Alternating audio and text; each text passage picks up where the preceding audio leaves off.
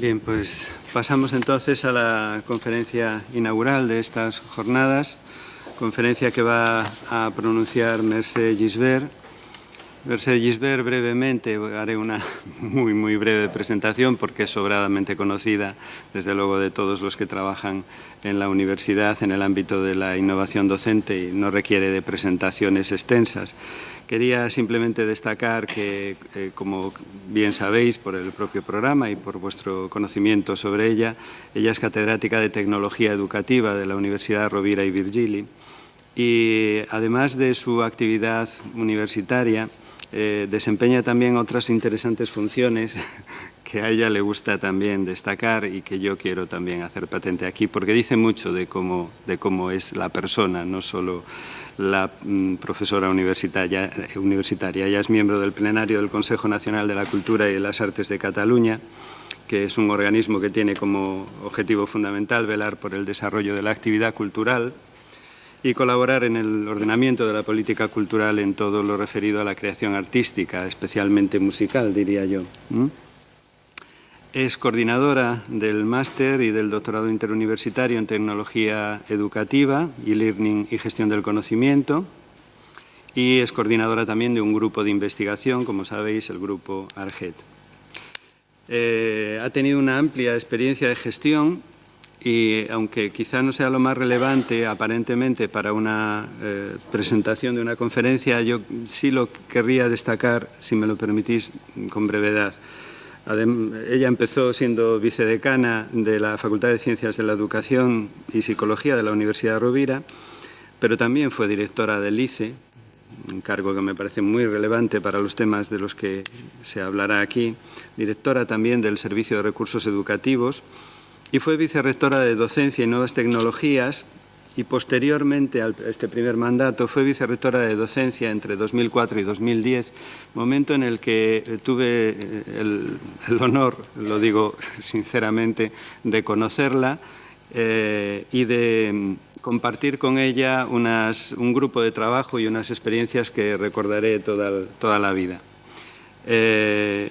Fruto del grupo de trabajo que se creó gracias a Mercè Gisbert entre la Universidad de Rovira, la Universidad de La Coruña y las otras dos universidades gallegas que se fueron incorporando posteriormente, fue la elaboración en aquel momento, la elaboración entre comillas de las guías docentes, casi diríamos la exportación de las guías docentes. La Universidad de Rovira había diseñado ya, llevaba tiempo avanzado, había diseñado un modelo de guías docentes, de planificación, por lo tanto, de la docencia, que generosamente nos compartió con nosotros y ofreció a las otras universidades también del sistema universitario, y que se ofreció también a otras universidades de fuera del sistema universitario gallego, y que tenía, bueno, no solamente el interés de proporcionarnos un modelo a seguir, sino un verdadero plan de trabajo para convertir la docencia universitaria en una docencia verdaderamente bien planificada, siguiendo los criterios del Espacio Europeo de Educación Superior, y bien desarrollada, siguiendo esos mismos criterios.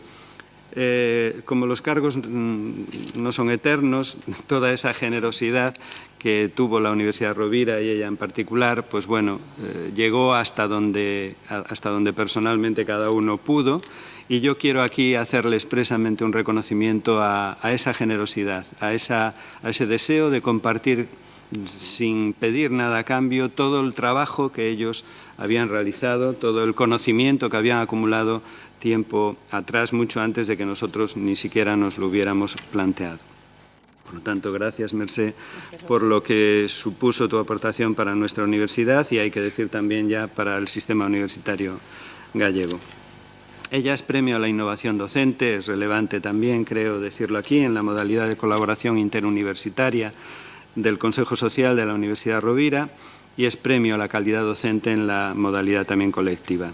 Emprendre, una actitud para orientar la vida profesional. Todas sus publicaciones, que conoceréis sobradamente, giran alrededor básicamente de los proyectos de investigación que ha ido realizando a lo largo del tiempo. Yo enumeraré simplemente 2 o 3 y para darle luego ya paso directamente a la conferencia. Ella, entre los proyectos de investigación que ha dirigido y en los que ha participado, se encuentran el papel de las TIC en la intervención educativa con niños y niñas con trastorno de espectro autista, diseño y validación de una estrategia para la evaluación y certificación de la competencia digital docente, tema complejo e interesante, el diseño de entornos virtuales 3D para la adquisición de competencias o indicadores de calidad para el diseño instruccional o finalmente pues, un programa de investigación relacionado con el uso de la mentoría para la formación del profesorado novel. De estos proyectos de investigación han surgido múltiples artículos, publicaciones en revistas nacionales e internacionales de prestigio y os voy a evitar su enumeración porque están disponibles y son sobradamente conocidas. Yo simplemente agradecerle profundamente desde la Facultad de Ciencias de la Educación, pero también, desde luego, desde el Centro Universitario para la Formación e Innovación Educativa y la propia universidad, que haya accedido a participar en esta conferencia inaugural en la que nos va a hablar sobre ecosistemas digitales para el aprendizaje. Mercè Gisbert, muchas gracias y tienes la palabra. Bueno, con tu permiso voy a hablar de pie porque no me resulta muy cómodo nunca hablar sentada. Buenos días a todas y a todos.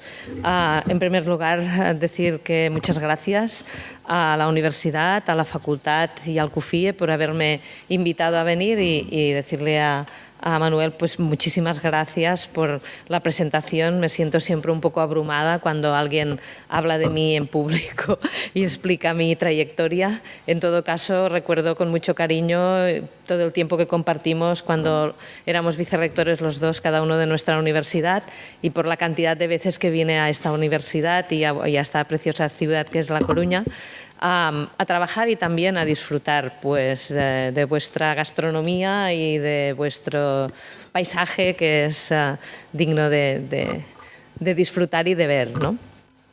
Bien, quiero empezar diciendo, antes de empezar mi conferencia, que hablar de docencia y hablar de innovación docente en el mundo universitario y más desde la perspectiva del mundo pedagógico es siempre estar en territorio hostil. Yo recuerdo cuando tenía la responsabilidad en mi universidad también de la innovación docente, alguna reunión pues, donde había gente de todas las facultades, incluso de universidades diversas, que me daba siempre la sensación como si tuviera que pedir perdón por hablar de docencia, por hablar de innovación y además por ser pedagoga, con lo cual acostumbré a decir de entrada, soy pedagoga, para que todo el mundo se sitúe, y por si alguien tiene algún problema, pues que ya se lo tome con calma desde el principio, ¿no? Entonces, de alguna manera entender mis palabras y mi conferencia, igual que otras que doy, como una voluntad de empoderar la parte docente de la universidad. Desgraciadamente, yo estuve 8 años en el vicerrectorado luchando, y lo digo en el sentido estricto, porque la concepción y la visión que se tenía de la docencia y de la innovación fuera otra, pero la verdad es que continuamos siendo el pariente pobre de la universidad. Continúan evaluándonos por la investigación, continúan evaluándonos por la visibilidad científica, que no digo que no sea importante, pero en realidad las universidades existen porque hay estudiantes, si no, no existirían. Seríamos un centro de investigación, con lo cual continuamos en este punto de no encontrar el equilibrio entre todas las digamos, atribuciones que tiene un profesional de la educación superior, que desde nuestra legislación sería la docencia, la investigación y también la gestión, ¿no? En otras realidades universitarias que seguro que conocéis, pues la gestión es una cuestión de los gestores y sí. Una cuestión de los gestores y la investigación de los investigadores, y hay después profesionales que se dedican fundamentalmente a la docencia. Dicho esto, voy a empezar mi exposición de los ecosistemas digitales para el aprendizaje y quiero hacerlo haciendo mención a algunos trabajos que hemos realizado y con lo cual lo que yo voy a explicar, digamos que tiene que ver conmigo, pero también tiene que ver con otras personas del grupo de investigación que continúan en él o que en realidad estuvieron en algún momento. 4 tesis doctorales que realmente marcan un camino importante respecto a lo que son las competencias digitales y las competencias digitales docentes y proyectos de investigación de convocatorias competitivas a 3 niveles, a nivel del Ministerio, a nivel de la Generalitat de Cataluña y a nivel de la universidad, que nos permiten ir diseñando y definiendo un entorno y unas líneas a seguir, no solo en la docencia, sino también en la investigación. Un punto de inflexión importante, en el 2014 tenemos la oportunidad de organizar un fórum mundial sobre educación y tecnología en el que participan 98 expertos de todo el mundo, de 14 países distintos, de 65 instituciones y que nos permiten generar 22 documentos de trabajo para intentar analizar y facilitar vías de seguir trabajando respecto a cómo la tecnología cambia el mundo. Obviamente, como Manuel decía en la presentación, esta es mi especialidad y, por tanto, mi discurso girará alrededor de cómo la tecnología nos ha transformado y nos continuará transformando y transformando mucho, ¿no? Nuestras líneas de trabajo tenían que ver una parte con análisis del proceso educativo, otra con integración y transferencia de estos procesos, otra con la responsabilidad en el uso de la tecnología, toda la parte ética y de cómo asumimos este uso de la tecnología desde un punto de vista no solo técnico, sino también humano y social. Y, por último, cómo los medios de comunicación, de alguna manera, organizan y reorganizan nuestra vida cada día. Mi conferencia va a tener más o menos este guión, digo más o menos porque es posible que durante el camino se me ocurran otras cosas y las incorpore, pero básicamente la estructura es esta, ¿no? Un cambio de época, comienzo preguntando y después afirmo que estamos en un cambio de época, cómo abordamos la realidad, cuáles son las competencias clave del siglo XXI que tendríamos que asumir. Hablaré un poco de aprendices y de profesores digitales, también de la competencia digital docente, creo que es fundamental en este momento, y acabaré, la última parte de mi exposición versará alrededor de la innovación y un futuro que ya es presente, ¿no? Bien.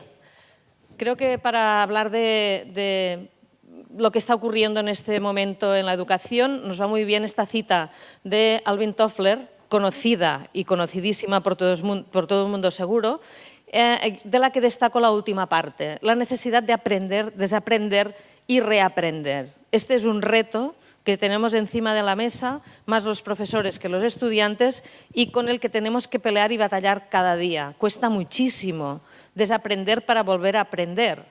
Y esta es, digamos, el primer elemento de los retos que voy a plantear esta mañana para empezar.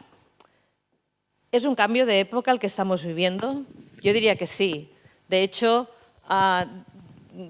comenzamos por la sociedad red, que Manuel Castells define a finales de los años 90, después esta sociedad red nos llevó a la sociedad de la información y ahora parece que estamos en la sociedad del conocimiento. Digo parece, porque de facto tendríamos muchos problemas para demostrar que realmente estamos en la sociedad del conocimiento. Si estamos en la sociedad de la información, sí tenemos que cada día lidiar con un mundo comunicativo que nos intoxica. Y, obviamente, el último término que está de moda ahora es el de la posverdad generada por los medios de comunicación y cómo estos relatos, digamos, mediáticos hacen que el mundo oriente su pensamiento en una dirección u en otra distinta, ¿no? Y cómo esta posverdad puede ser verdad o puede ser no verdad, valga el juego de palabras, ¿no? Por tanto, es importante no solo acceder a esta información, sino ser capaces de interactuar con ella de manera crítica y, además, hacerlo desde diferentes perspectivas, con lo cual la capacidad que tengamos de colaborar con otras personas hará que seamos capaces de analizar nuestra realidad de una manera distinta. Otra realidad de la que no podemos huir es que estamos siempre conectados. De hecho, aquello que reprobamos más en nuestros estudiantes es algo que nosotros hacemos continuamente. Cuando estamos en una conferencia, seguramente estaremos mirando el correo electrónico, estaremos solucionando un problema que nos ha surgido, y después cuando llegamos al aula les impedimos a los estudiantes que tengan los móviles encima de la mesa, que no nos atiendan, que estamos haciendo todo lo mismo. Es una cuestión, digamos, social, ¿no? ¿Ya? Y por tanto, como no podemos vencerlo, tenemos que unirnos a ello. Siempre conectados, siempre conectados. Lo cual no quiere decir que todo tenga que ser digital. El mundo analógico continúa existiendo y tiene una función y un papel. Tendremos que ser capaces de integrar estos dos mundos, los analógicos y los digitales. Obviamente, esta foto es de Times Square de Nueva York. Si estamos aquí, nos da la sensación que lo analógico ha muerto, pero después en realidad la vida cotidiana, el día a día, nos dice que lo analógico continúa existiendo. Otra idea que tenemos que repensar es que tenemos tendencia a decir que hay un mundo virtual y un mundo real. No, el mundo es el mismo. No hay dos mundos, hay un mundo que tiene diferentes espacios o diferentes momentos, virtuales y reales, que debemos de ser capaces de incorporarlos también en nuestro discurso educativo. De otro modo, lo que estamos haciendo es parcelando lo que es analógico y lo que es digital, con lo cual también nos estaremos equivocando. No son dos atribuciones de una misma realidad, no son dos atribuciones para dos realidades, sino que son dos atribuciones de una misma realidad. Y después, el tiempo ha cambiado de dimensión. Me encanta para ejemplificar este cambio de dimensión del tiempo, esta cita de Lewis Carroll y de Alicia y el conejo blanco. ¿Cuánto tiempo es para siempre? Y el conejo contesta, a veces solo un segundo. La relatividad del tiempo hace que tengamos que repensar todo lo que habíamos diseñado y pensado que sería un proceso de enseñar, básicamente de enseñar, porque los que aprenden, después veremos, tienen una estructura mental para aprender distinta a la que a nosotros nos sirvió para aprender en su día, en su mismo nivel, o la que nos enseñaron para aprender, ¿no? Bien, obviamente estamos en un cambio de época y por tanto esto debemos de asumirlo. Entonces hay determinadas innovaciones que no se tienen que plantear como tales, ¿no? Porque hay cosas que son tan evidentes que si las discutimos es que estamos un poco fuera de esta realidad. Y en esto quiero hacer mención, y pensaréis a lo mejor que es de formación profesional, y seguramente habrá gente en la sala que no estará de acuerdo, lo digo porque siempre me ocurre, un profesor actual no tendría que ocupar un lugar de trabajo si no es competente digital. Lo siento, pero esta es la realidad. Entonces, en cualquier empresa se exige a los profesionales las mejores capacidades para poder encarar esta realidad sobre la que se tiene que actuar. Y la educación siempre puede pasar de largo de la mayor parte de cosas. ¿Por qué no es importante que lo seamos? Los estudiantes lo son.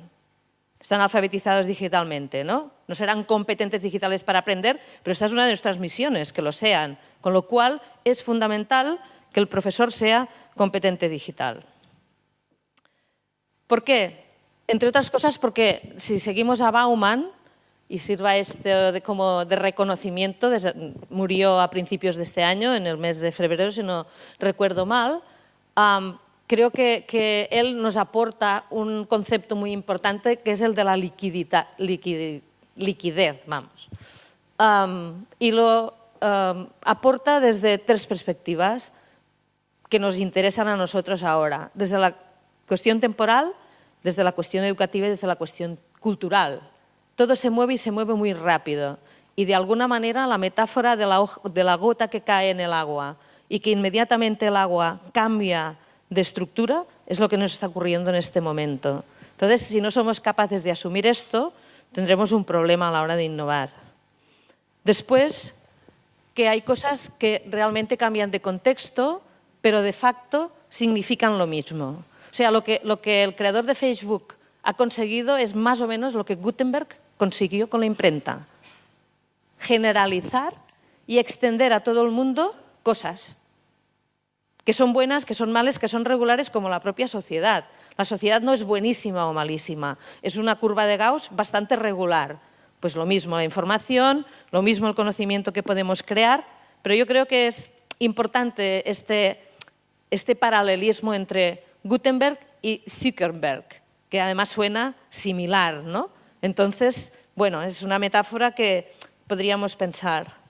Después, otra cuestión que nos ocurre ahora en este momento es que como profesores tenemos que enseñar lo que nadie nos ha enseñado previamente, lo que no hemos aprendido antes. Y no hablo de contenidos, que seguramente siempre sabremos mucho más de contenidos que nuestros estudiantes, pero depende de qué temas, también lo empezaría a dudar. Pensad siempre que los estudiantes tienen más tiempo y más disponibilidad de navegar, de buscar cosas y por tanto, si un tema les interesa, pueden ser hasta obsesivos, saben todo de aquel tema. Nosotros tenemos que hacer muchísimas cosas, además de navegar, buscar información, leerla y digerirla, ¿no? Con lo cual, en este sentido, si no los podemos vencer, nos tenemos que unir a ellos. O sea, incorporémoslos a la parte de planificación, a la parte de diseño de materiales, a la parte de selección de contenidos y de recursos. ¿Cuál es nuestra misión? Ayudarles a que tengan criterio, a que sean críticos, a que sean capaces de asumir la locura esta, si me permitís la expresión, de información que llega diariamente y que tenemos que gestionar de un modo u otro, ¿no? ¿Cuál es la realidad de la educación superior? Porque es donde estamos. Bueno, pues yo creo que la universidad no puede obviar de ninguna manera la visión global y local del mundo. Obviamente estamos en La Coruña, pero nuestros estudiantes, vete a saber dónde trabajarán. Igual en Australia. Por tanto, nuestra visión y nuestra organización de qué hacemos y cómo tiene que tener los pies en La Coruña, pero la mente en el mundo. Esto sin ninguna duda, como institución y como profesionales de esta institución. Después, otra cosa que a veces nos chirría, sobre todo a la gente que nos dedicamos al mundo de la educación o de las humanidades, que hemos de tener en cuenta la oferta y la demanda. La universidad tiene un problema gravísimo de lentitud. Hay carreras que realmente no tienen sentido en este momento. Pero cuando piensas que tienes que preparar los papeles, que te tienes que ir a NEC a verificar, que tienes que pasar el vía crucis de 2 años, de que te compliquen la vida una serie de técnicos, porque básicamente es su misión en la vida, y lo siento si hay alguien aquí que no se sienta ofendido si se ha dedicado a esto, pero es la sensación que tienes desde alguien que presenta un proyecto. Entonces, si todo fuera más flexible, es evidente que necesitamos carreras que no tenemos. Fijaros que los informes dicen que en el 2020 va a haber un 70% de profesiones que no conocemos ahora. Y estamos en el 2017. Y las universidades continúan discutiendo sobre si tenemos que mantener no sé qué o no sé qué o no sé qué. No, ¿qué necesitamos? No tanto el mercado, sino la realidad. Pero que la realidad es el mercado. O sea, tenemos que encontrar el equilibrio, como siempre, entre formar personas, ciudadanos, para un mundo, digamos, ético, sostenible, ecológico y no sé cuántas cosas más, pero también profesionales. Qué pena que formemos a gente que después no tenga dónde ir a trabajar porque lo formamos para algo que no existe. Entonces, en este sentido, deberíamos de hacerlo así. Claro, ¿esto qué significa? Significa salir de nuestras universidades, las redes internacionales, cuanto más amplias, mejor.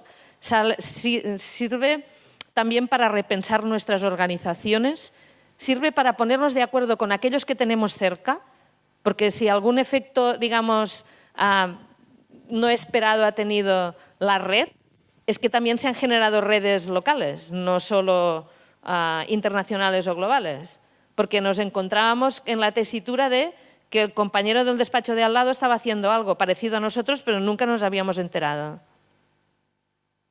¿Para qué sirve el espacio digital? Para tener un escaparate enorme donde todos podemos ver en general lo que hacen los demás y decir, mira, este hace tal cosa. O las jornadas como esta de aquí, que de alguna manera ponen en contacto gente de la misma organización que seguro que tiene intereses y trabajos comunes, pero que probablemente no se habían encontrado nunca antes. ¿Por qué?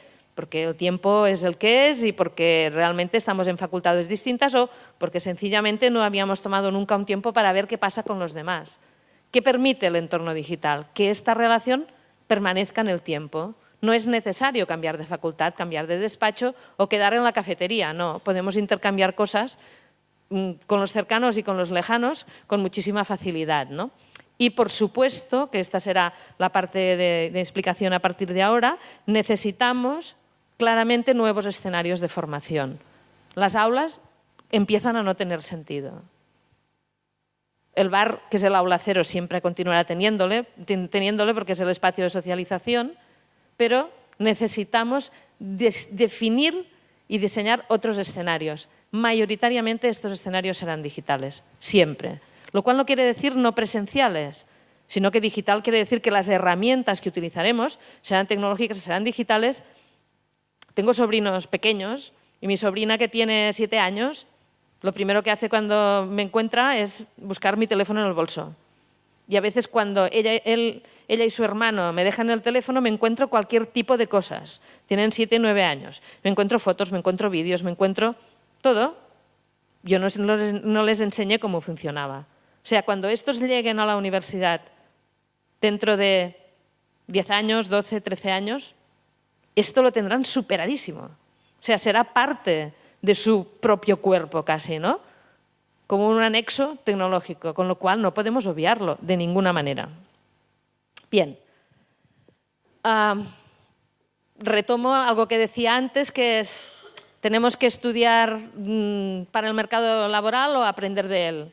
Probablemente lo importante es lo segundo, porque como cambia todo tan rápido, mejor que no les formemos solo para ocupar aquel puesto de trabajo que hace 50 años o hace 30 o hace 25 sabías que tenías que ser técnico en desarrollo de no sé qué y te formaban para eso. No, vete a saber. Necesitamos mentes abiertas, flexibles, que sepan pensar y que sepan batallar con un día a día que es móvil, pero no móvil que se mueve un poco, no, locura de movilidad, ¿no?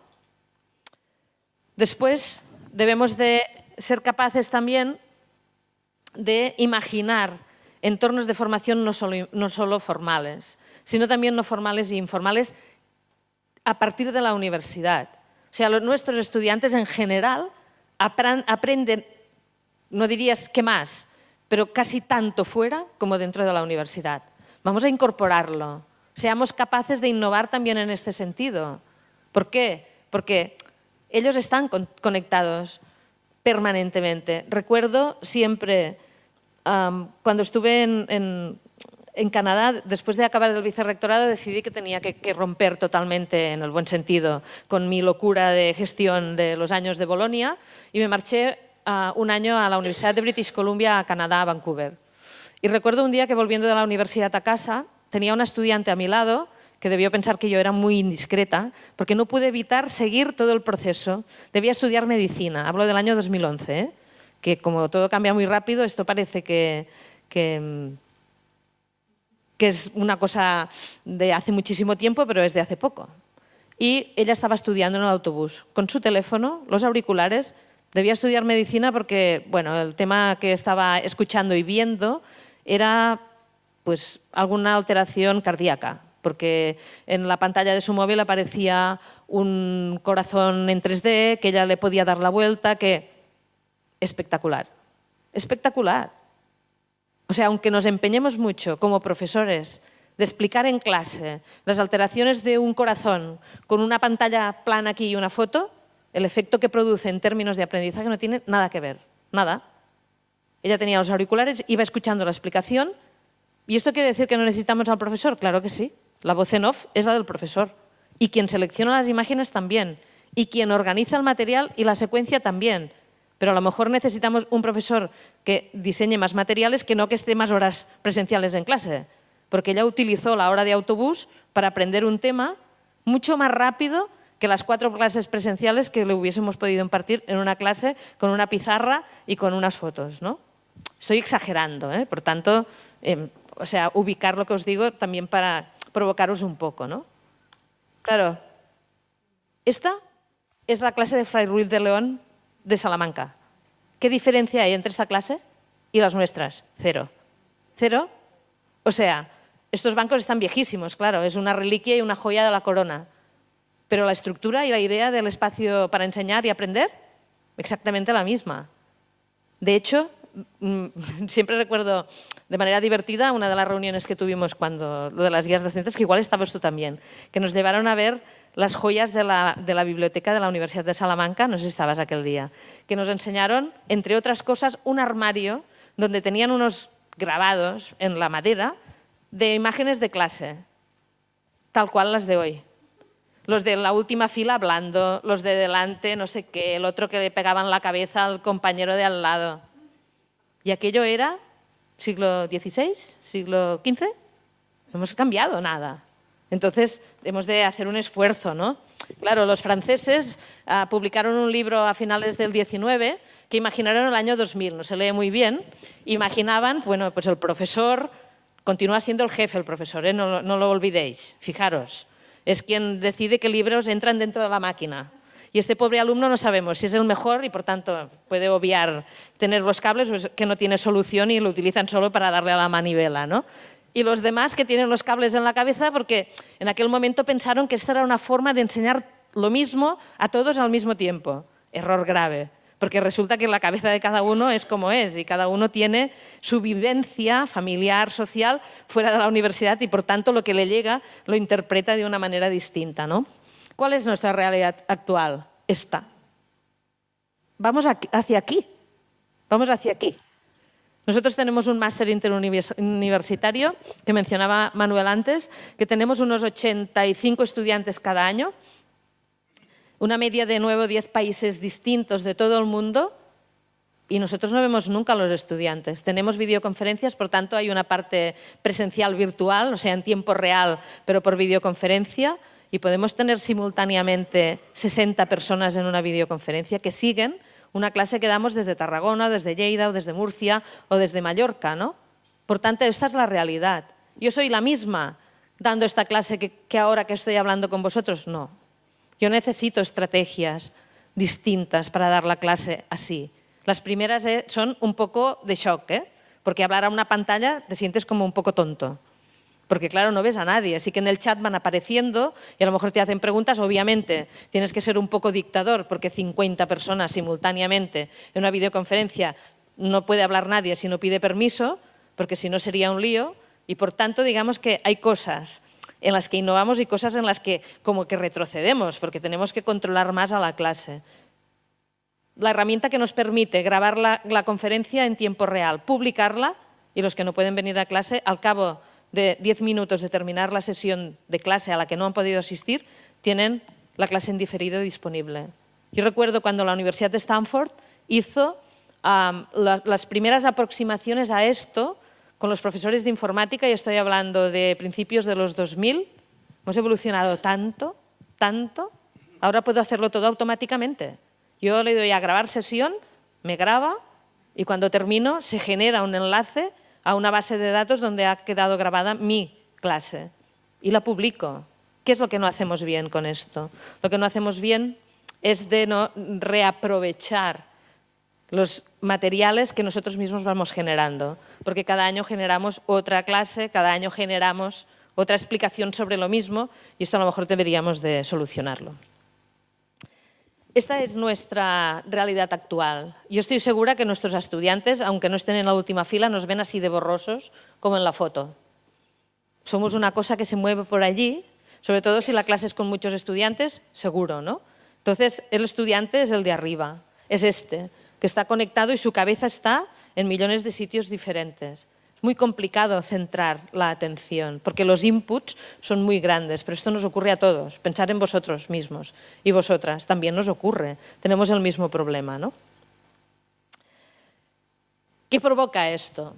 Provoca nuevos modelos de construcción del conocimiento. Bueno, esas son las conclusiones de un proyecto y debí pensar que los traduciría, pero están en inglés y ya está, ¿no? Nuevos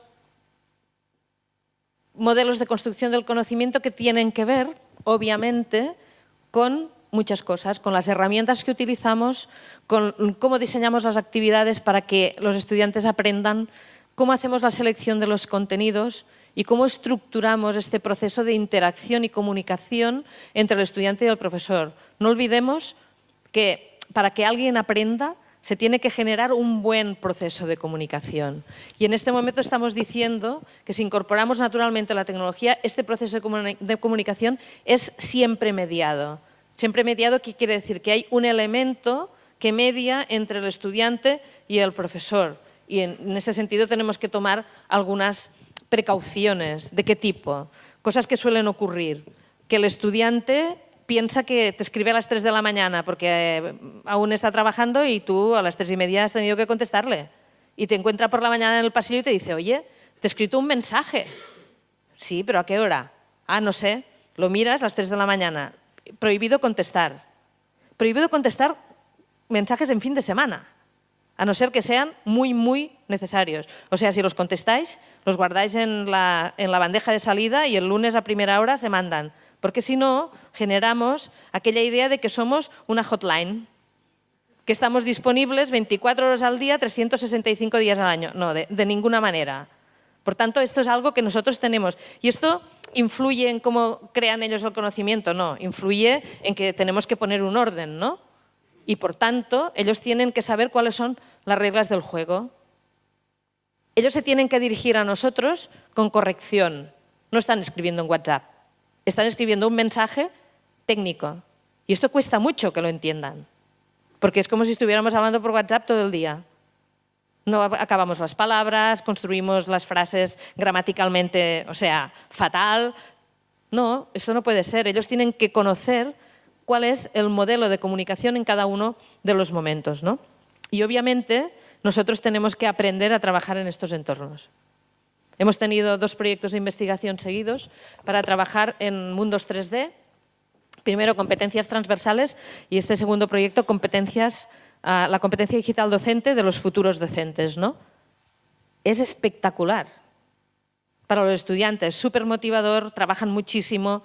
Además, el último experimento que estamos terminando ahora, le hemos puesto ya la capa de gamificación con los budgets y bueno, tenemos una locura montada entre 70 estudiantes de 3 universidades distintas que se lo están pasando súper bien, que trabajan mucho y que producen muchas cosas de calidad, ¿no? ¿Quién tiene el problema en estos entornos? ¿Quién creéis que tiene el problema? ¿Quién? Sin ninguna duda. ¿Vosotros sabéis cuánto tiempo dedicamos 7 profesores, 8, 9 profesores a diseñar las actividades de aprendizaje? Más de medio año. No había manera, 1, de que todo el mundo entendiera que esto era un entorno y un escenario distinto. 2, que la estrategia de enseñar tenía que ser diferente. Tú no podías hacer entrar a uno en un espacio 3D para decirle que se leyera un texto y hiciera un resumen. No, para esto no hacía falta entrar en un espacio 3D. Con lo cual, este cambio de chip es muy potente. Cuando lo haces, entonces ya todo va, ¿no? ¿Qué hemos hecho aquí? Incorporar a los becarios de doctorado que han hecho como, digamos, de puente entre los estudiantes y nosotros los profesores. ¿Por qué? Porque ellos sí que están familiarizados con estos entornos. Nosotros no. Los profesores más jóvenes seguramente sí, pero nosotros aún no. Entonces nos falta este cambio de mentalidad. También nos falta entender el conocimiento de otra manera distinta. ¿Por qué no tenemos que reproducir? Porque no tenemos que replicar, sino que tenemos que intentar transferir ideas, ayudar a crear conocimiento, generar conocimiento y diseñar nuevas propuestas con los estudiantes en la medida de lo posible. Porque si no, hay una parte del proceso que lo perdemos. Porque fijaros, ¿cómo son los materiales que podemos utilizar y que el estudiante encuentra con suma facilidad?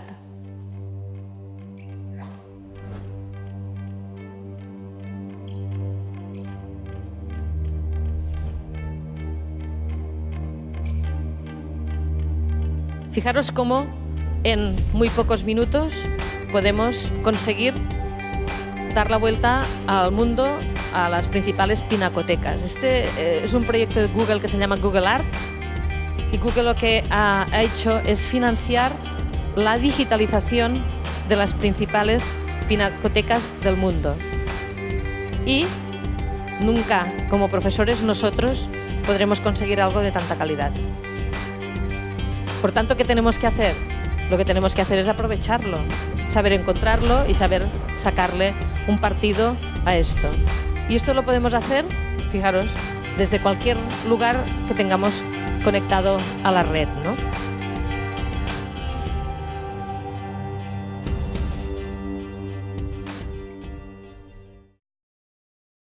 Otra cosa que tenemos que abordar, que decía antes en la introducción, es la competencia digital. Obviamente, aquí podría estar hablando bastantes días sobre el tema, pero solo para que tengáis, como dejaré en la presentación, una idea de los diferentes marcos y modelos de referencia. Esto es algo que está ahí como latente desde hace como unos 10 años, pero cada vez va subiendo un poco de nivel y de importancia desde una perspectiva internacional. Y lo último que ha salido ahora, a partir del Joint Research Center, que está en la Universidad de Sevilla, pero que depende de la Unión Europea, estos han diseñado algo que le llaman DigCom, que a lo mejor os debe sonar, que es la definición de las competencias digitales de los estudiantes de primaria y secundaria, de los universitarios, del profesorado, de los centros digitales, de todo, ¿no?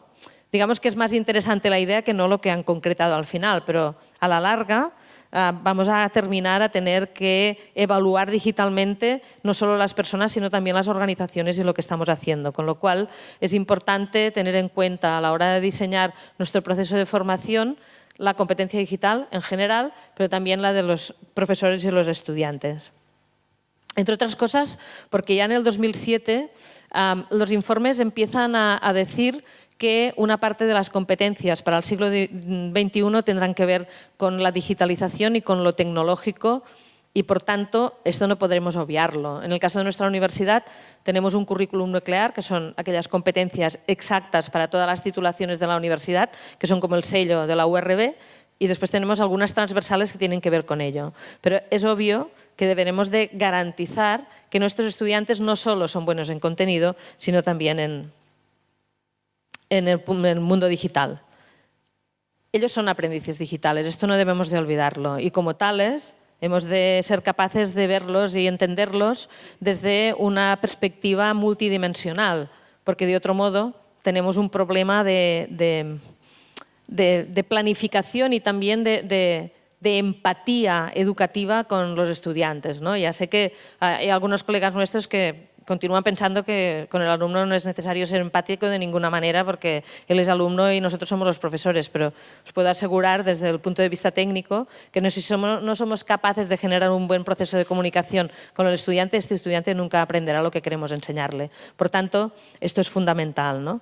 Es obvio que los estudiantes cambian y cambian desde diferentes ámbitos y también dimensiones, y que lo más dicho estos últimos años es que han perdido atención, es que no están motivados, es que no son capaces de seguir un proceso de razonamiento, es que han perdido muchos conocimientos de cultura general. Pero esto es nuestra visión. La realidad es otra distinta. Yo diría que saben cosas distintas y tienen estrategias diferentes para aprender. Somos nosotros los que tenemos que entender qué ha cambiado en todo esto. No es fácil, ¿eh? Esta es la parte complicada. Entre otras cosas, porque, y este es otro proyecto de Google también, ellos desde el sofá de su casa no necesitan demasiados profesores para hacer determinadas cosas. Sí los necesitarán para hacer otras, ¿no? Pero fijaros que desde su sofá y desde su casa acceden a un mundo infinito de sensaciones, de motivaciones, de información, de ideas que de alguna manera les tendríamos que ayudar a organizar, sistematizar y digerir en muchos casos, ¿no? Sobre todo cuando existen situaciones complejas, sociales o culturales o económicas.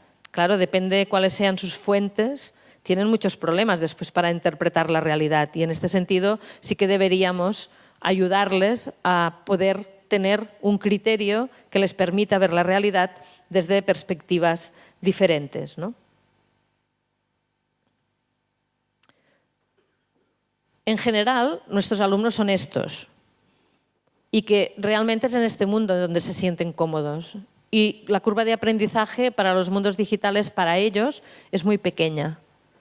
¿Por qué? Porque enseguida en un cuarto de hora son capaces de controlar más o menos este mundo. Son más hábiles controlando los mundos digitales que los mundos analógicos, con lo cual deberemos de nosotros intentar controlarlos un poco en la medida de lo posible. ¿Cómo abordamos la realidad? Y voy a la última parte de mi explicación. Entendiendo que el aprendizaje es experiencia más que información. Y esto es algo que se ha dicho y se ha repetido muchas veces, pero continuamos sin tenerlo siempre presente. Me permito hacer mención de Picasso cuando decía que siempre estoy haciendo lo que no puedo hacer para poder aprender cómo hacerlo. El mundo que vivimos es complejo para todos, para ellos, para nosotros, y deberíamos de ser valientes y afrontar las cosas que llegan como, aunque sean complicadas, ¿no? Y deberíamos de ser más creativos de lo que somos, ¿no? La innovación tiene que ver mucho también con la creatividad. ¿Por qué? Porque la creatividad nos hará hacer este clic para ver las cosas de otro modo distinto. Debemos de asumir, y me permitiríais una metáfora que se me ocurrió hace, pues no sé, un año, que estos son nuestros alumnos, con cariño, ¿eh? Quiere decir que cada uno, o sea, unos son alcachofas, los otros son nabos, los otros son zanahorias y los otros tomates. Y nosotros pretendemos que sean todos, no sé, los puerros estos que hay aquí. No, cada uno es como es, ¿no? Y por tanto, ¿qué tenemos que hacer? Tenemos que pensar como si tuviéramos un jardín de hierbas aromáticas que todas pueden convivir juntas, pero cada una necesita una cantidad de sol, de humedad, de aromáticas o el tipo de plantas que sean. Que debemos organizarnos. Y me encanta, esto es una cosa muy catalana y hago aquí la cuña publicitaria de Cataluña, pero creo que los castells, las torres humanas, son un ejemplo paradigmático de cómo nos deberíamos organizar. Esta es la base de un castell, dels castellers de Vilafranca, y es la base del castillo que ganó el año pasado el concurso que cada 2 años se hace en Tarragona de castells, ¿no? Con un castillo de 10 pisos, y esta era la base.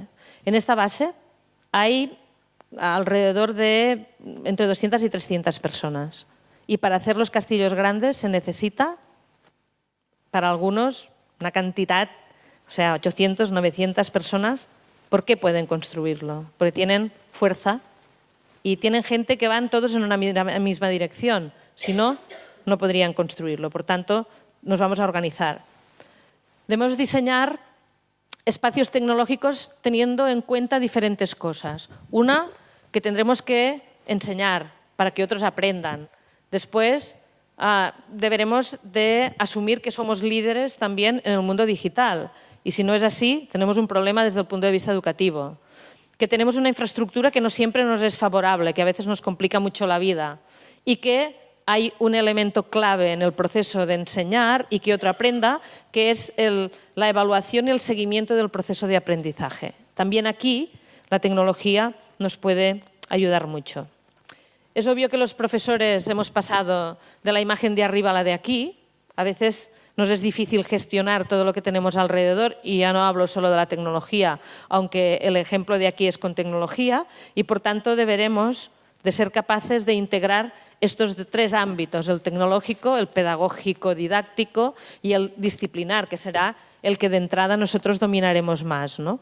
Hay algunas iniciativas que nos ayudan a poner un poco de orden, como esta, que es un ejemplo totalmente, digamos, al uso de los ejemplos, que es ejemplos de herramientas tecnológicas asociadas con los diferentes ámbitos de la taxonomía de Bloom para saber qué herramientas tecnológicas son mejores para conseguir qué objetivos de aprendizaje. Y, por tanto, esto nos puede ayudar. Y también nos ayuda que cada vez la tecnología sea más fácil, más llevadera y menos compleja desde el punto de vista de la curva de aprendizaje. Es obvio que los centros de formación continúan soportados en los contenidos, los profesores y los estudiantes, pero no es menos cierto que tenemos expertos externos, aprendices periféricos y co-creadores de contenido que a veces desdicen lo que el profesor está diciendo en el aula, ¿no? Y los estudiantes son capaces de verlo. Obviamente, la el planteamiento más sofisticado de estos entornos tecnológicos es el entorno tecnológico 3D que os decía, en el que cometemos errores como el de la imagen de la derecha, donde construimos un aula tal cual la tenemos ahora y procuramos que los avatares se puedan sentar. ¿Qué más da si se sientan o no los avatares? Cuando pueden volar. O sea, los alumnos pueden construir islas en el aire y los avatares vuelan para ir de un sitio a otro. Con lo cual, culturalmente es complicado, ¿no? Y ahora sí, voy a la última parte y con esto acabo para tener un poco de tiempo para hacer preguntas.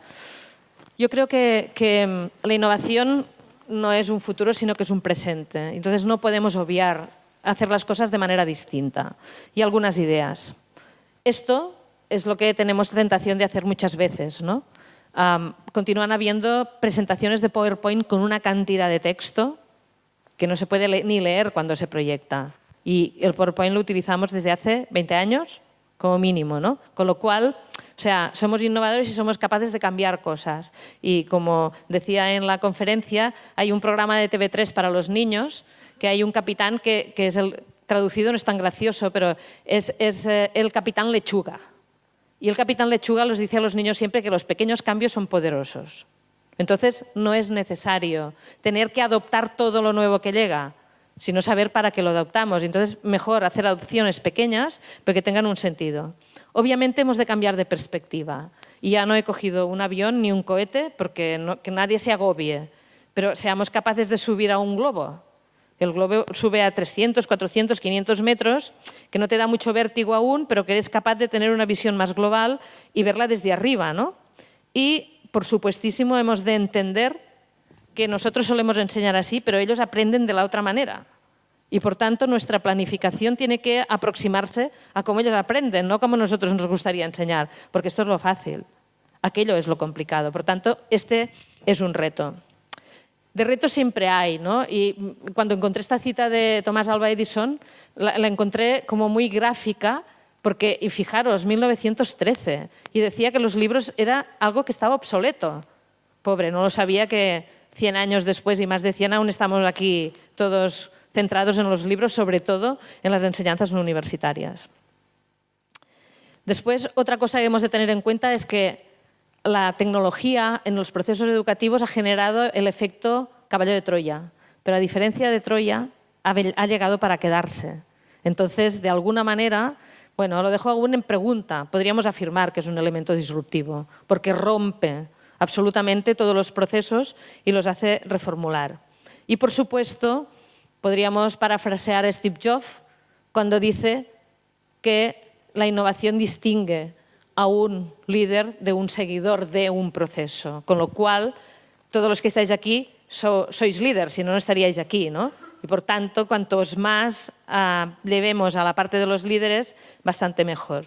Y después hay iniciativas como el STEM o el STEAM, que hay una versión que ya le incorpora en el arte, que nos permite tener una visión multidisciplinar y a veces transdisciplinar del mundo, que es fundamental.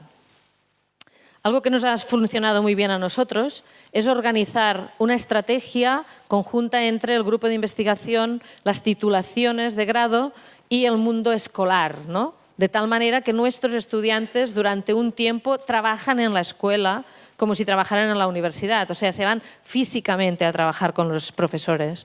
El año pasado trabajamos con 41 maestros de centro de primaria y con 70 estudiantes nuestros de pedagogía y de educación, del grado de educación infantil y primaria, ¿no? Una experiencia muy recomendable que nos sirve a todos, ¿no? A nosotros, porque tenemos evidencias empíricas de una realidad que de otra manera no teníamos, a los profesores, a los maestros y a las escuelas, porque nuestros estudiantes les crean materiales y recursos para que ellos puedan trabajar, y a nuestros estudiantes porque lo que crean lo pueden aplicar y pueden ver si funciona o no. Evidentemente, esto lo que ha hecho es generar una red de construcción del conocimiento digital y analógica, que es lo que decía antes, ¿no? Y en este sentido, mucha satisfacción por las tres partes, por los estudiantes, por los profesores y por nosotros mismos. Y una red que cada año, digamos, se va consolidando porque se incorporan nuevos profesores y mejoramos aquello que estamos haciendo. Y voy a terminar con la metáfora de los castells.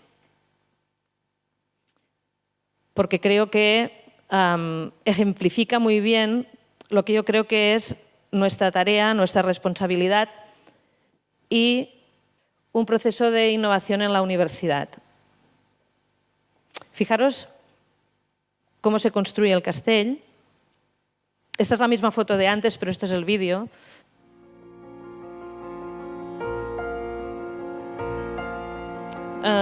En el año 2014, que os comentaba del Fórum Internacional, una cosa que hicimos con todos los expertos es llevarles a ver el ensayo de un grupo de castellers.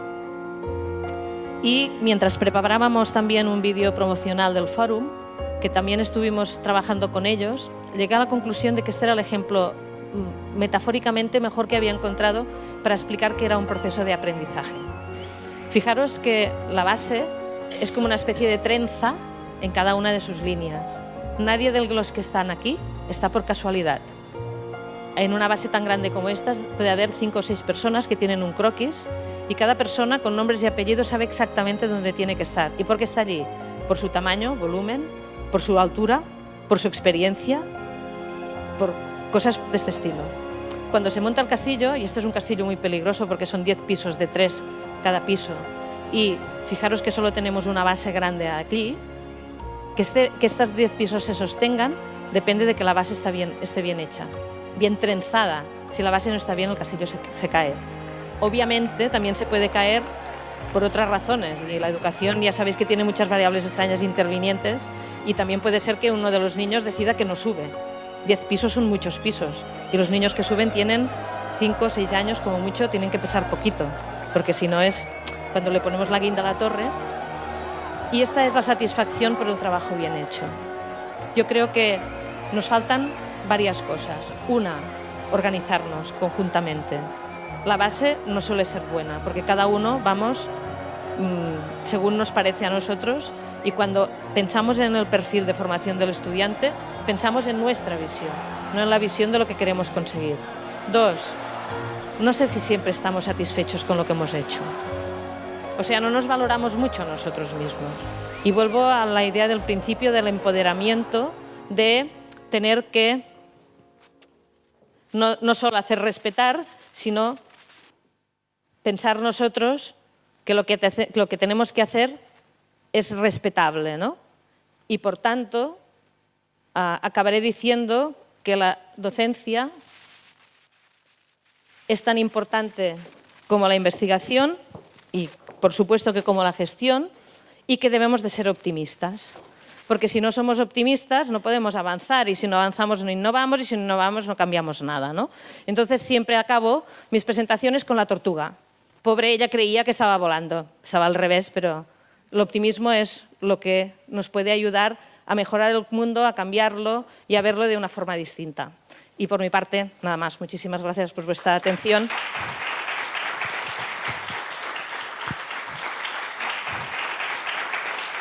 Y si tenéis alguna pregunta, alguna crítica, alguna aportación, estaré encantada de... Sí, yo creo que te pasarán un micro igual. Ah, ¿el mío? Bueno, pues le paso yo el micro, venga.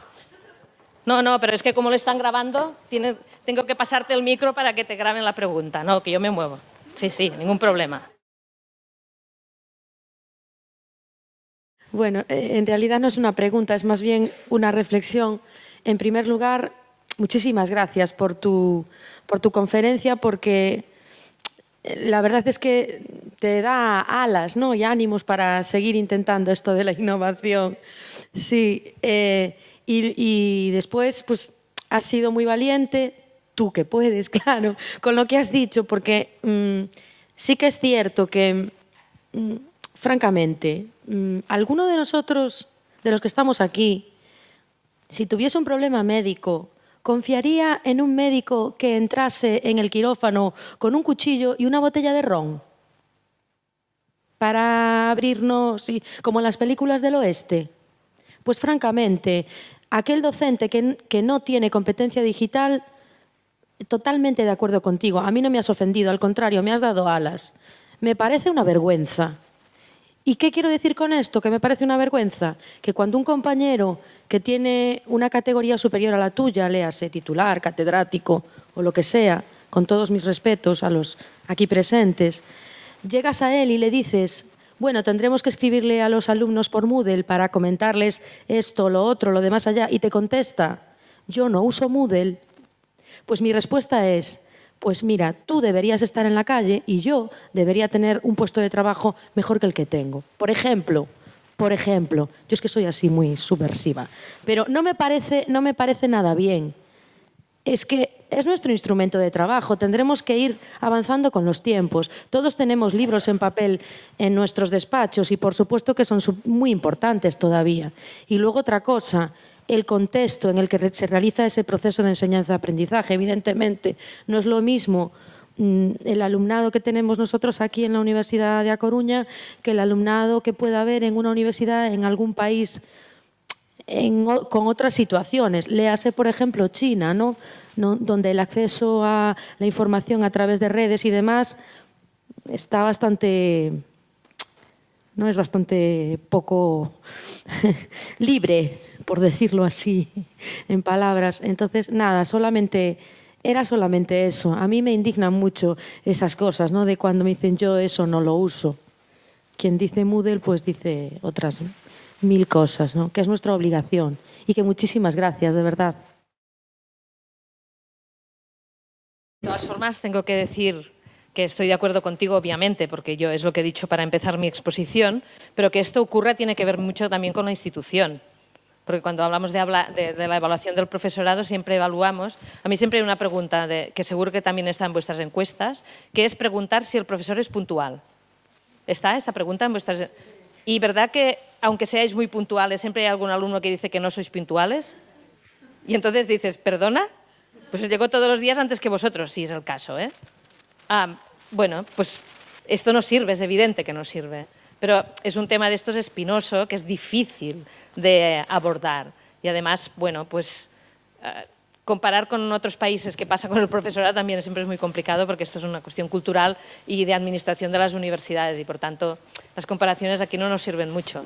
Pero sí que es verdad que la consideración que se nos tiene como docentes no es la misma que se tiene como estudiantes, como investigadores, por ejemplo, ¿no? Yo recuerdo de mi época de vicerrectorado una discusión con los ingenieros con los que tengo que decir que empecé peleándome literalmente. Yo tenía la sensación que iba allí para que me tiraran tomates como si fuera un muñeco de feria, para que me tiraran cosas y me insultaran, ¿no? Y pasé por este nivel y 8 años después mi última reunión fue para hablar de la evaluación continua. Esa es una medalla que tengo como interna, que me guardé para mí y que son aquellas satisfacciones que son muy grandes.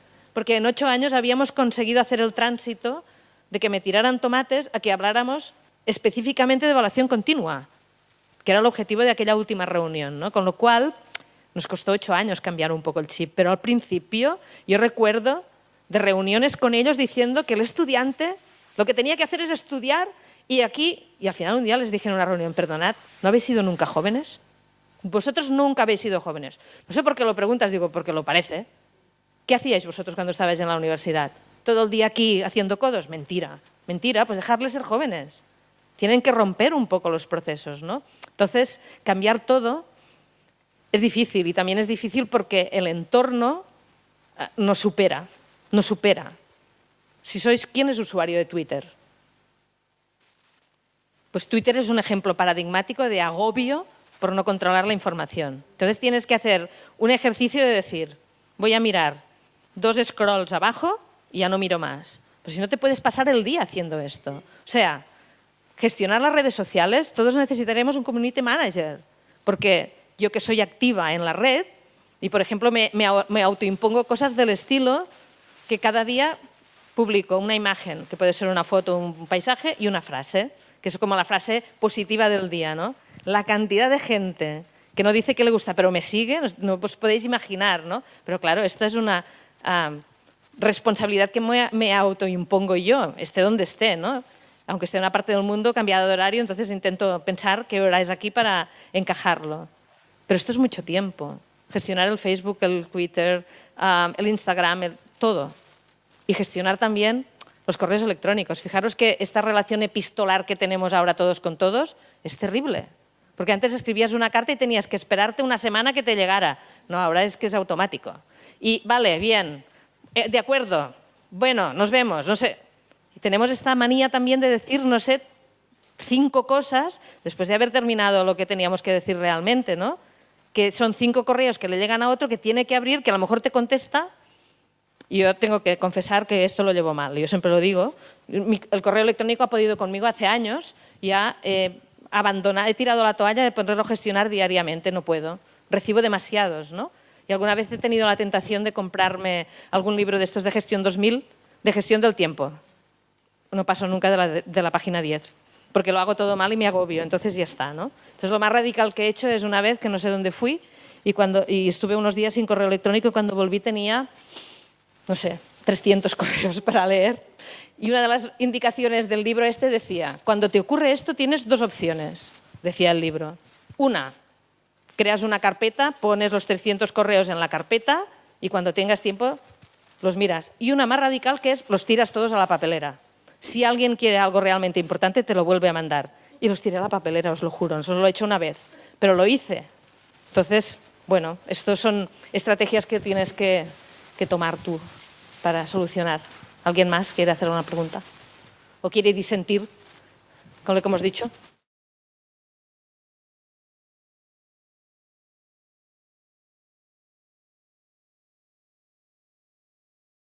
Bien, Merced, muchísimas gracias por tu conferencia. La verdad que me ha encantado. Sí que es cierto que ha sido provocativa, porque has lanzado un montón de temáticas que la verdad pues son complejas, ¿no?, de analizar en una hora. Y yo quiero abordar un poquito, yo creo que es la crisis de identidad que tenemos los docentes, ¿no? Porque a día de hoy confluyen muchísimos profesores con distintas líneas de actuación, diferentes pensamientos, y en el aula nos encontramos a gente que intenta inculcar en los alumnos la lectura de un buen libro y otros que intentan pues, trabajar con redes sociales, etc., ¿no? Entonces, te voy a comentar un experimento que hice el otro día en clase con los alumnos que van a ser futuros docentes de educación primaria, para que veas, para que intentes justificar tú este hecho. A ver qué te parece. Les puse una diapositiva a la izquierda de la pantalla, 13 palabras relacionadas con la tecnología. En esa columna de la izquierda eran prácticamente nombres de videojuegos, eran plataformas de compras online y también plataformas de descargas de películas. Y en la columna de la derecha les puse 13 palabras que eran relacionadas para mejorar la competencia digital docente. Programas, software, etcétera, ¿no? Aplicaciones. Y les dije que fuesen marcando con una X, columna de la izquierda, las que conocían y dominaban, y columna de la derecha, las que conocían y dominaban. El resultado del partido fue 13-0, 12-1, 12-0, 11-0. Es decir, que me sorprendió muchísimo que estando en tercero de carrera y a un año para salir ya a las puertas de ser docente y viviendo bajo la generación tecnológica, realmente el uso que hacen de la tecnología es para disfrute y ocio, ¿no? Pasar el tiempo, pero realmente de aprendizaje de competencias digitales, 0, porque el máximo que respondió en la columna de la derecha fueron 3, 2 o 1, solamente en 2-3 alumnos de los 60 de clase. Entonces, quería saber tu opinión con respecto al experimento y cómo puedes justificar pues, este hecho. Gracias. Bueno, no es fácil y seguramente no tendré la solución, pero se me ocurre una cosa que he dicho antes cuando hablaba de los alumnos, que si no los puedes vencer te tienes que unir a ellos. O sea, tienes que utilizar los videojuegos y las plataformas de vídeo para que adquieran las competencias docentes. O sea, tienes que hacer el ejercicio inverso. Cuando están en un mundo 3D, ¿por qué lo dominan tan rápido? Porque todos han crecido con los videojuegos, cosa que nosotros no hemos hecho. Entonces, el mundo este 3D, que es una variante para Moodle del Second Life, que seguro que os debe sonar, es muy parecido a los Sims. Y los de las generaciones de ahora, los que vendrán probablemente ya no, porque hay otros juegos, casi todos han jugado a los Sims. Entonces, de las actividades que tienen que hacer en el experimento, una es diseñar un aula. No tenemos tiempo para verlo, ¿eh? Pero si vierais las aulas que diseñan dentro del mundo este para resolver un problema que les damos, que es una clase, que tiene X alumnos, que uno de los alumnos va en silla de ruedas, que tienen que tener en cuenta los espacios para que el estudiante que tiene necesidades específicas se pueda mover, y el vídeo y la voz en off que le ponen para justificar cómo lo han hecho, muy potente, muy potente. Pero claro, si hacen esto les damos un budget. Y con lo de los budgets están como locos. Una cosa, el año pasado no lo hicimos y ha sido un cambio brutal. ¿Y por qué lo hicimos? Porque 2 becarios que teníamos nos dijeron, tendríamos que inventar esto. Y ellos se ofrecieron a crearlo, los inventamos. Inventamos, pues eso, como si les pusiéramos un premio que cada uno significaba una cosa. Y nos inventamos que cuando tenían tantos budgets, aquello eran tarjetas de tiempo, que les dabas un día más para entregar las tareas. Y nadie ha necesitado tarjetas del tiempo. Todos han terminado en el día que tocaba o antes, ¿no? Por tanto, lo que hemos hecho es irnos a su mundo, en lugar de hacerlos venir directamente. Ya vendrán al nuestro, porque indirectamente yo creo que lo que prueba de hacer el ejercicio de que tú les relacionas, o sea, de las competencias que tú crees que ellos deben de adquirir como futuro profesor, cuáles de las herramientas de la derecha o de la izquierda, de la derecha creo que has dicho, ¿no? ¿Cuáles de las herramientas de la derecha tú crees que ayudan mejor a esto, ¿no? Porque a lo mejor esto solo es una herramienta. Porque el Instagram en sí, ¿para qué sirve? Para publicar fotos. Pero ¿qué uso le podemos dar al Instagram? Tendrás que pensarlo, ¿no? Porque ¿qué haces? Los envías, que hagan un safari fotográfico. ¿De qué? Pues de espacios escolares. Imagínate que, me lo estoy inventando, pienso en voz alta. Pero imagínate que dices, el Instagram me sirve para trabajar los espacios de aula. Cuando se van de prácticas, les montas un safari fotográfico y un premio a la mejor foto del espacio más innovador. Y ellos se van a los centros, hacen fotos, las cuelgan, las comparten y todos votan. Esta es la parte importante también. Todos votan y la más votada es la que tiene el premio. ¿Cuál es el premio? Me da igual, medio punto. Tiene que haber alguna zanahoria, porque esto nos gusta a todos, ¿no? Pero yo creo que el truco está en darle la vuelta, en hacerlo indirectamente, relaciona una cosa con la otra. No sé, fijaros, hace mucho tiempo que Sigmund Papert, cuando escribía aquel libro de la máquina de los niños, tiene un capítulo buenísimo, y esto es de principio de los 90 o finales de los 80, o incluso antes, ahora no recuerdo exactamente de cuándo es este libro, pero tiene un capítulo muy interesante que en aquel momento explica cómo los videojuegos pueden transformar la educación. En aquel momento, que era una cosa totalmente pedestre si comparamos con la sofisticación de ahora, ¿no? Y yo estoy de acuerdo.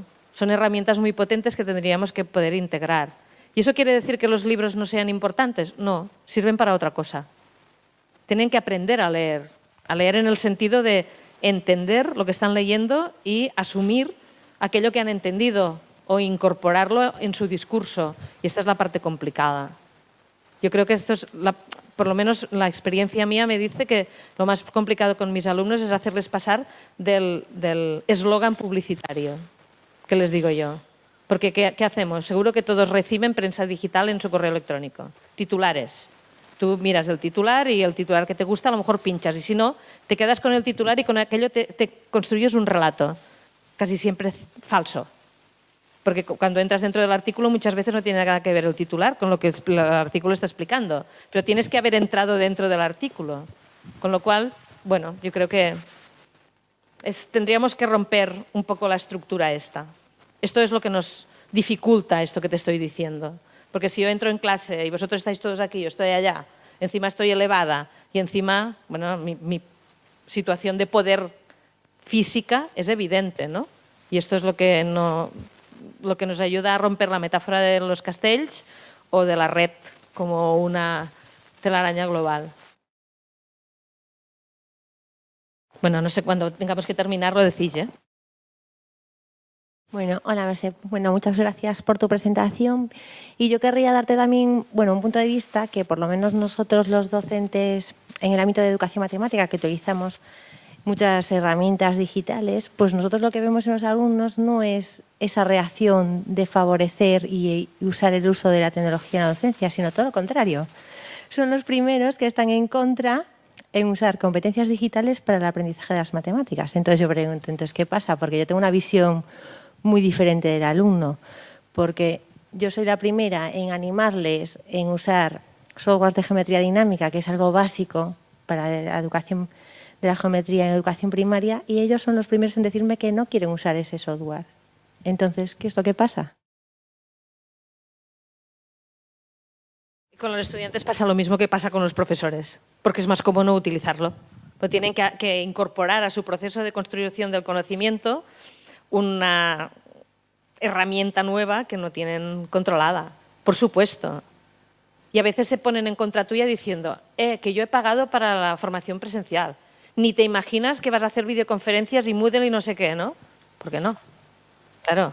Entonces, es un cambio cultural para todos, para ellos también. Fijaros que la educación infantil, primaria y secundaria, por mucho que hemos tenido todos ya, esto ya es una cosa general, programas de informática educativa desde infantil en todas las comunidades autónomas españolas, continuamos teniendo una formación primaria, secundaria, muy orientada al contenido, y bachillerato lo acaba de destrozar todo. Porque entonces está la espada de Damocles de la selectividad y aquí nos centramos todos en que reproduzcan aquello que después les vamos a preguntar, ¿no?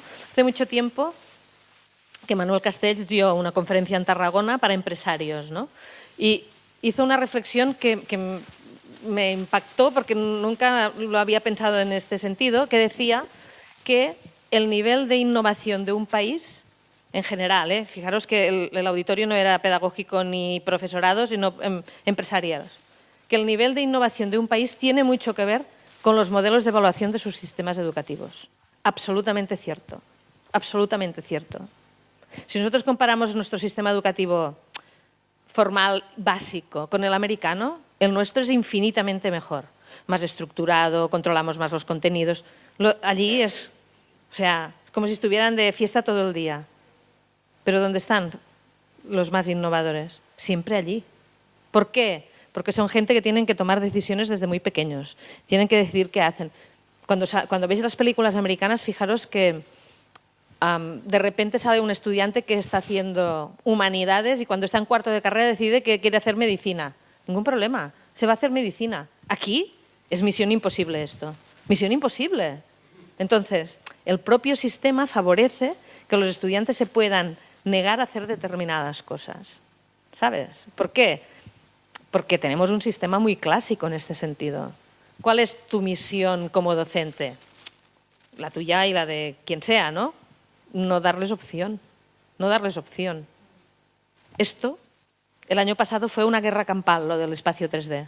Nos equivocamos, Nos equivocamos porque lo pusimos en el mes de diciembre, que era casi final de cuatrimestre, que estaban muy agobiados y era una cosa más. Este año que está integrado perfectamente dentro de la materia, ha ido todo mucho más rápido, pero el año pasado, bueno, vosotros no sabéis, entre las 3 universidades que fue como una guerra, entonces se retroalimentaban entre ellos, ¿no? Los de las 3 universidades.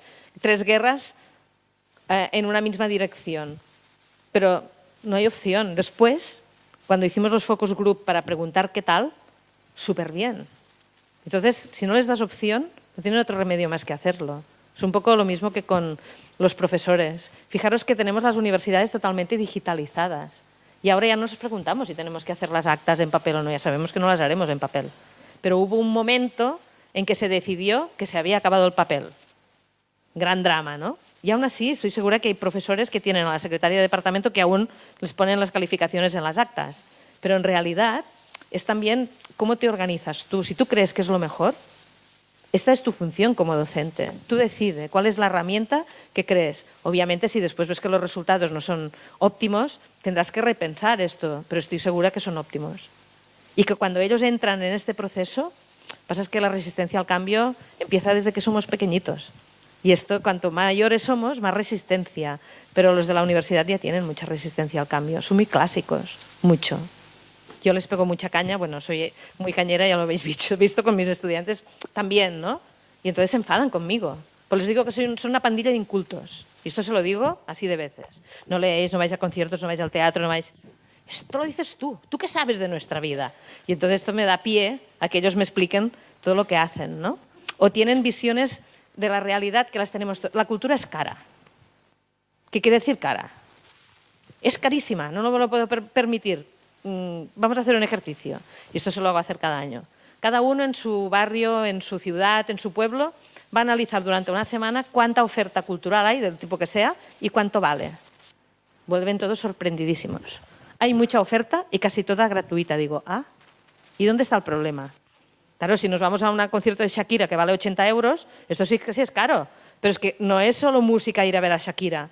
Hay más cosas, ¿no? Tenéis al grupo instrumental de la parroquia que hace conciertos todos los sábados, me lo estoy inventando, ¿no? O una banda de música que vosotros aquí tenéis muchísimas, igual que nosotros en el sur de Cataluña, que estos son hiperactivos todo el año, ¿no? Pues no, tenemos que hacerles hacer este clic que cuesta, cuesta mucho. Y obviamente tienen otra ventaja, que es que nosotros como docentes no somos la base del castillo. Somos, cada uno va a la nuestra. Pero si todo el mundo utiliza Moodle, todo el mundo utiliza Moodle. No hay discusión, porque todos. Pero cuando hay uno que no, encuentran una fisura para colarse, ¿no? Y con esto, más cosas, ya sabéis que nosotros hemos sido alumnos. También os tengo que decir que los profesores como alumnos somos infinitamente peores que los estudiantes. Cuando dais cursos de formación de formadores, se me ha roto la impresora, no me iba el correo electrónico, no. ¿Perdona? ¿Eres profesor? Bueno, ya me entiendes. Yo pienso, sí, ya te entiendo, ¿no? Yo también lo he hecho en algún momento probablemente, pero o sea, hay cosas que son inherentes a la condición humana, ¿no?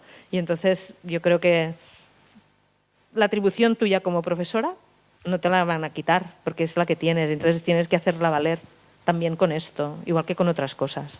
Ellos protestarán, pero tendrán otro remedio más que ir por el camino que toca. ¿Más preguntas?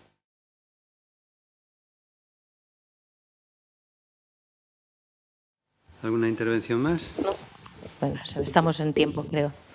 Que conste que podríamos matizar mucho todo lo que he dicho ahora que estoy al final, pero me gusta provocar un poco y entonces me intento poner siempre en los extremos para que así la gente como que reaccione.